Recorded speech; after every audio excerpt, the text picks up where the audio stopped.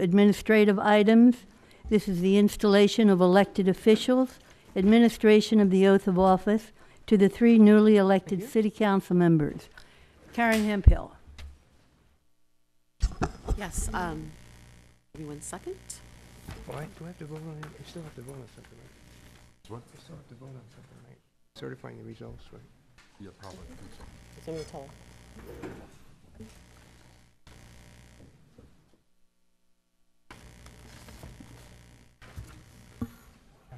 Excuse me, Mayor, don't you certify the results first before you do the swearing in? That's what the consent calendar did. Oh, okay, all right. So if Jack Asher would come up to the dais, please. Okay.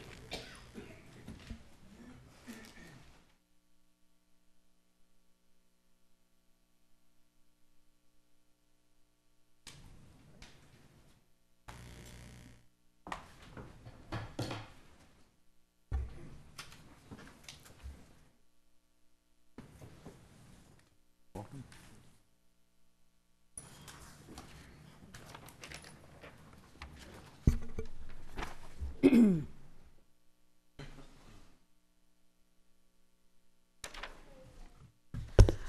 Okay, congratulations, all of you who are now members of the City Council. So we need you to take your state oath of office. I have before you the 3 new council members, Ruth Atkin, Jack Asher, and Nora Davis, your oath in front of you. So if you will rise, and rather than repeating after me, if you can just read aloud, and where the blank is, put your name, then you will be sworn in. So you can start. I, Nora Davis, Ruth Atkin, do solemnly swear that I will support and defend the Constitution of the United States and the Constitution of the State of California against all enemies, foreign and domestic. That I will bear true faith and allegiance to the Constitution of the United States and the Constitution of the State of California. That I take this obligation freely, without any mental reservation or purpose of evasion, and that I will well and faithfully discharge the duties upon which I am about to enter. so this is subscribed and sworn to me this day, the 6th day of December 2011. Congratulations, and if you'll sign those and pass them to me, I'll keep those in our file. Councilmember Asher.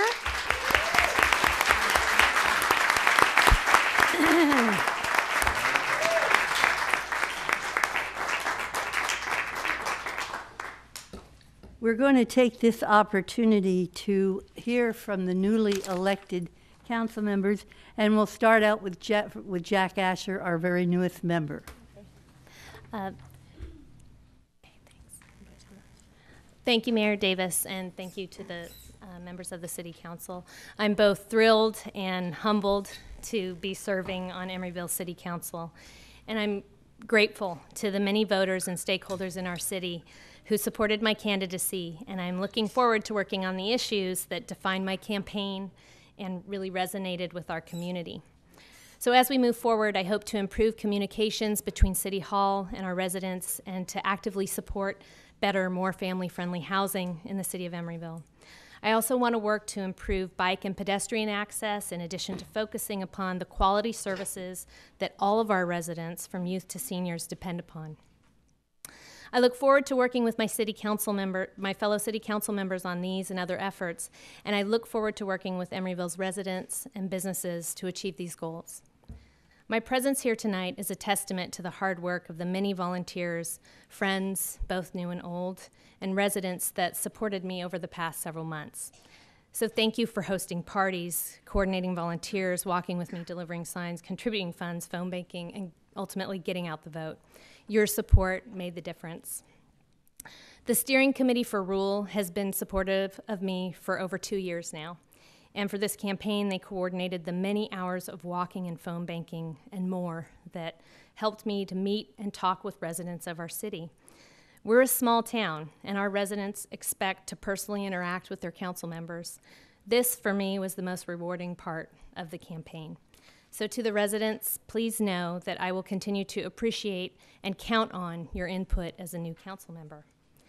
The campaign also allowed me to meet a variety of stakeholders in Emeryville, from the small business owners to members of the Chamber of Commerce, labor representatives, and our city staff, To all of these groups, I look forward to our shared goal of making Emeryville even better, and I appreciate your deep commitment to our city.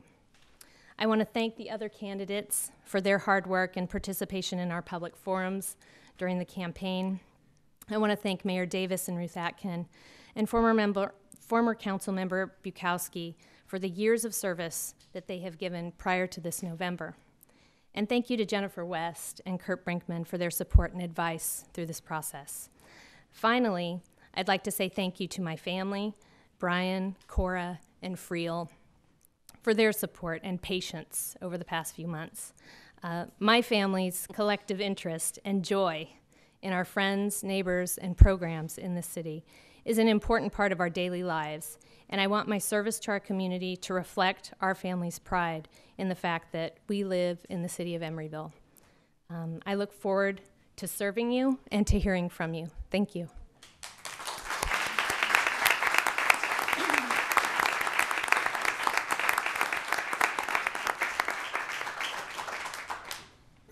Thank you for coming out tonight to see this unique event, which happens once every 4 years. I'll keep my comments brief, which is that it really is, what? Every 2 years, right. Time flies. Time flies when you're having fun. Public service is truly an honor and a privilege, and I don't mean that in a corny way, but it really has been a privilege to serve this community for 12 years. I look forward to another 4. I think there's been a lot of work and growth that has been done and that will continue to be done to make this a stronger community that knits all of the elements together. And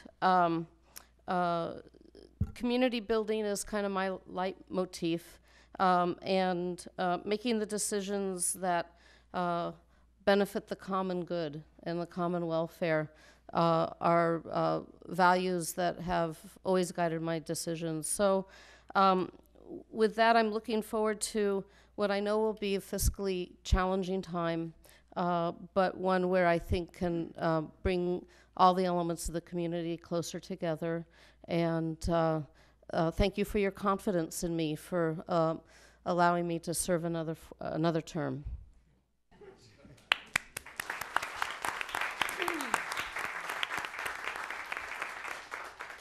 I want to thank everyone who's come tonight and everyone who participated in the election.